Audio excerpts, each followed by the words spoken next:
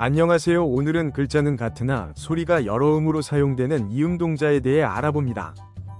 첫 번째 한자는 그림화입니다. 용례로는 화가, 도화 등이 있습니다. 그림 화자는 그을 획으로도 쓰이는데요. 용례는 획순 등이 있습니다. 준 4급 기출문제에 나왔던 문제를 살펴보겠습니다. 밑줄 친 한자의 훈음을 고르는 문제인데요. 답은 3번 그을 획입니다. 주어진 한자 단어의 도금은 화순이 아니고 획순으로 읽어야 합니다. 다음 한자는 편할 편자입니다. 용례는 편리, 편한 등이 있습니다. 편할 편자는 똥오줌 변으로도 쓰이고 용례는 변소, 소변 등이 있습니다. 준 4급 기출문제에서 출제되었던 문제를 살펴보겠습니다. 주어진 한자의 훈과 음이 다른 것을 고르는 문제인데요. 답은 1번 변소입니다. 2번은 편한, 3번은 불편, 4번은 편리로 읽습니다. 다음 한자는 수레차인데요. 수레거로도 쓰입니다. 보통의 경우 수레차로 많이 쓰이고 자동차, 마차, 기차 등의 용례가 있습니다. 수레거로 쓰일 때는 대부분 사람과 관련된 단어에 사용합니다. 용례로는 인력거, 자전거 등이 있습니다. 기출문제를 살펴봅니다. 주어진 한자에서 밑줄 친 한자의 훈음을 고르는 문제인데요. 답은 3번 수레거이고 사람이 끄는 수레인 인력거로 읽습니다. 다음 한자는 참여할 참자입니다. 용례로는 참석, 참가 등이 있습니다. 참여할 참자는 숫자 석3으로 쓰입니다. 용례는 3억, 30 등이 있습니다. 기출문제를 살펴보겠습니다. 밑줄 친 한자의 도금이 다른 것을 고르는 문제인데요. 답은 4번 3억입니다. 1번은 참고, 2번은 참석, 3번은 참가로 읽습니다. 다음 한자는 모두 3가지 음으로 사용되는데요. 첫 번째로 즐거울 낙자입니다. 용례로는 행락, 도락 등이 있습니다.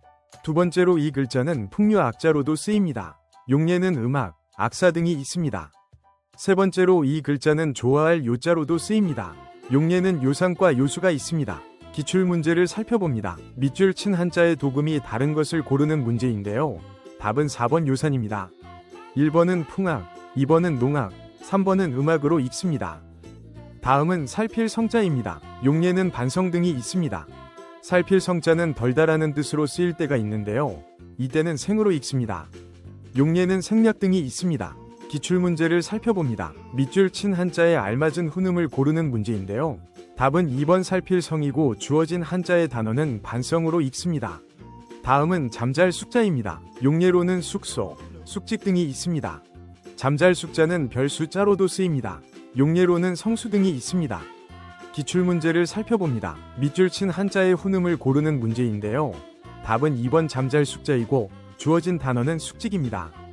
다음은 아니 불자입니다. 용례로는 불리, 불신 등이 있습니다. 아니 불자는 아니 부로도 쓰입니다. 아니 부로 쓰일 때는 이 한자 뒤에 오는 글자의 첫소리 초성이 디귿과 지읒이 오면 불이 아니고 부로 읽습니다. 용례로는 부정, 부동 등이 있습니다.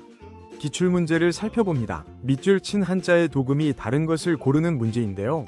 답은 3번 부정입니다. 1번은 불화, 2번은 불리, 4번은 불신입니다.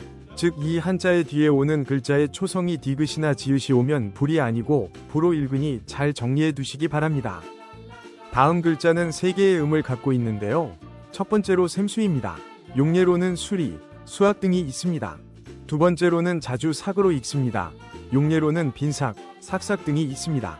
세 번째로는 빽빽할 촉으로 읽습니다. 용례로는 촘촘한 그물을 뜻하는 촉고입니다. 다음은 기출문제를 살펴봅니다. 밑줄 친 한자의 도금이 다른 것을 고르는 문제인데요. 답은 4번 자주 여러 번의 뜻을 갖고 있는 삭삭입니다. 1번은 수리, 2번은 수학, 3번은 산수로 읽습니다. 이상 대한검정의 준 4급 시험에서 꼭 출제되고 있는 이음동자에 대해 살펴봤습니다. 구독과 좋아요는 규림서당 지식의 숲을 더욱 푸르게 합니다. 감사합니다.